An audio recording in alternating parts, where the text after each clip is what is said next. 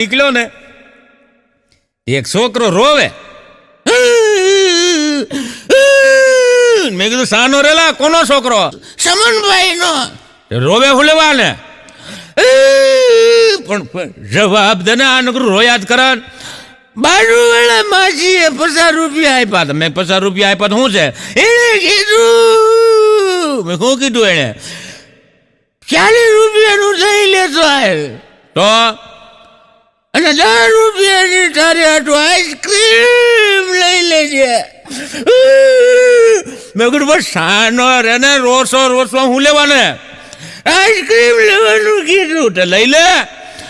લઈ લીધું તો ખાઈ ગયો. મેં તો દહીં નથી મળતું. બોલો મારે પાછા એને 10 દેવા પડ્યા. બોલો સાનો રાખો આઈસ્ક્રીમ 10 નું પેલા લઈ લીધું, દહીં ક્યાંય જડ્યું જ. એક